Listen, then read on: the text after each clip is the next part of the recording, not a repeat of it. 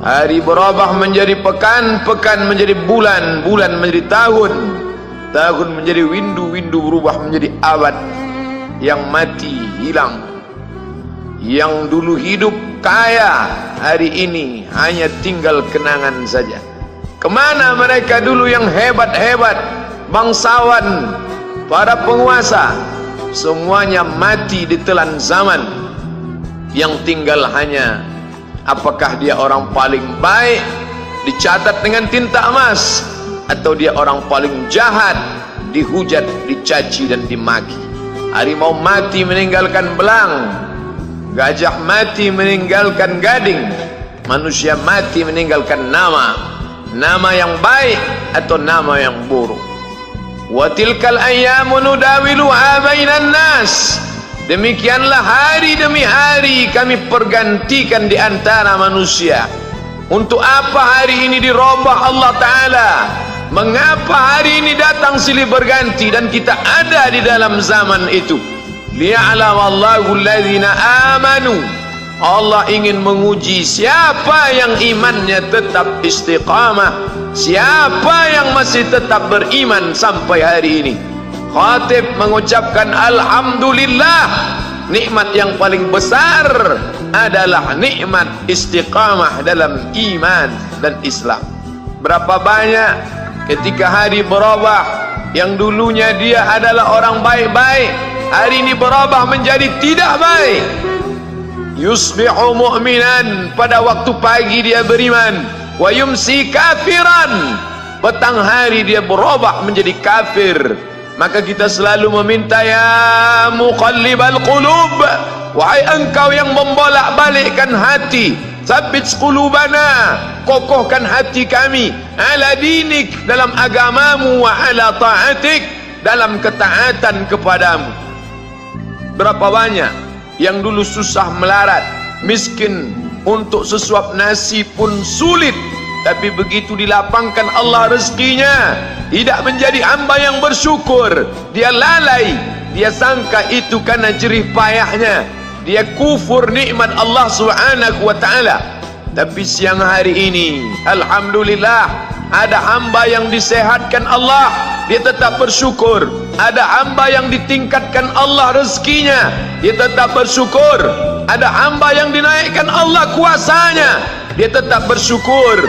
La in syakartum, kalau kamu syukuri nikmat itu, la azidannakum, pasti akan kutambah. Wala in kafartum, tapi ingat, kalau kamu kufur, kamu ingkar, inna azabi lasyadid, azabku amat sangat hebat, amat sangat dahsyat, amat sangat mengerikan. Berapa banyak orang di masa lalu mati dalam azab Allah Subhanahu wa ta'ala. Tapi itulah manusia, diambil dari kata nasya, lupa. Dia tidak pernah ingat apa yang pernah ditimpakan Allah kepada kaum-kaum sebelumnya. Wa ila samud akhahum salihah, kepada kaum Samud diutus Nabi Saleh. Mana mereka sekarang?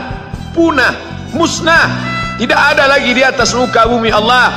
Wa ila Madyan akhahum Syuaiba, kepada kaum Madian diutus Nabi Syuaib. Mana mereka sekarang? Punah, musnah, tidak ada jejaknya di atas muka bumi. Wa ila Adin akhahum Huda, kepada kaum Ad diutus Nabi Hud. Tidak satu pun ada di atas muka bumi. Tapi orang tetap juga angkuh dan sombong. Memang itulah manusia yang berada di atas muka bumi Allah Subhanahu wa ta'ala. Maka orang-orang yang baik tidak pernah berhenti mengajak kepada kebaikan. Umat ini dikatakan baik bukan karena banyak ibadahnya.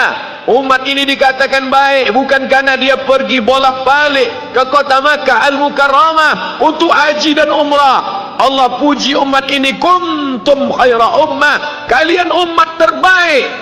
Kapan? Bila umat ini disebut umat terbaik?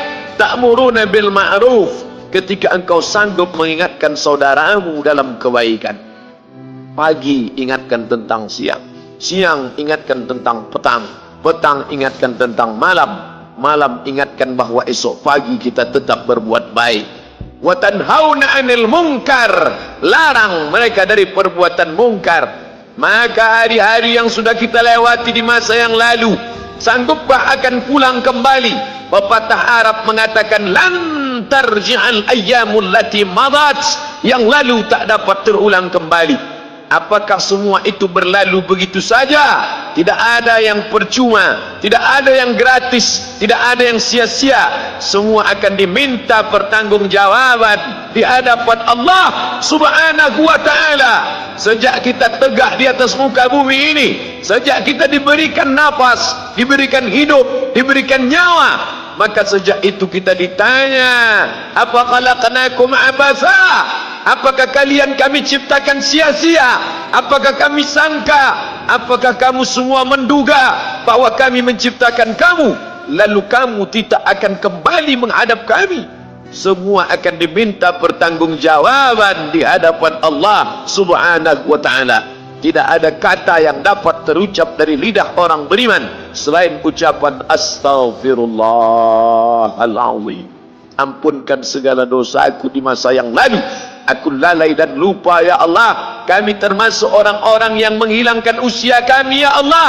Kami tak tahu ke mana umur kami selama ini. Berapa jam untuk perbuatan dosa, berapa untuk perbuatan maksiat. Padahal ketika tiba masanya, kami semua akan menghadapmu, dan pada saat itu semua akan dihitung menit demi detik. Detik semuanya tidak ada yang lepas daripada pengawasan. Inna alaikum lahafizin, bersama kamu ada malaikat hafazah kiraman mulia katibin, mencatat. Ya'lamuna ma taf'alun, dia tahu semua yang kamu lakukan. Betapa waktu-waktu yang lalu itu tak dapat kita tebus dengan apapun selain kita perbaiki di masa yang akan datang. Tingkatkan kualitas salat berjamaah, tingkatkan membaca Al-Quran. Andai usia kita sudah lanjut, tak dapat kita jemput, maka kita didik anak cucu generasi akan datang menjadi generasi yang Qurani dan Islami. Sab'atun yudhilluhumullah, ada 7 di antara yang dapat naungan Allah. Yauma la dhilla illa dhilluh, hari itu tidak ada naungan kecuali naungan Allah Subhanahu wa ta'ala. Di antara yang mendapat naungan itu adalah syabun, anak muda, nasya'at fi ibadatillah, anak muda yang tumbuh beribadah kepada Allah Subhanahu wa ta'ala. Andai masa muda kita penuh dosa, andai masa muda kita penuh narkoba, andai masa muda kita penuh zina, wal iyadzu billah wa na'udzu billah, jangan sangka Allah tutup pintu taubat. Innallaha la yaghfiru ayyushraka bihi, Allah tak terima taubat orang yang mempersekutukannya. Wa yaghfiru ma duna dzalika liman yasha, tapi taubat selain itu diterima, dibukakan Allah Ta'ala. Mari perbaiki anak menantu, cucu, kawan, sahabat, andai taat, ajak ke jalan Allah Subhanahu wa ta'ala. Itulah salah satu memperbaiki yang masa lalu, kita perbaiki di masa yang akan datang. Di antara tujuan Allah mengapa dia buat kita masih hidup di akhir tahun ini, ya'lamallahu allazina amanu, Allah menguji siapa yang masih tetap dalam istiqamah iman dan Islam. Tujuan kedua, mengapa Allah buat kita hidup sampai hari ini?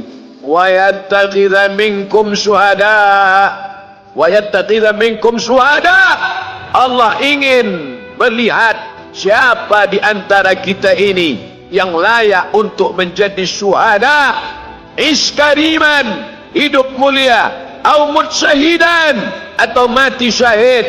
Pilihan orang Islam tidak banyak. Kalau hidup, hidup mulia.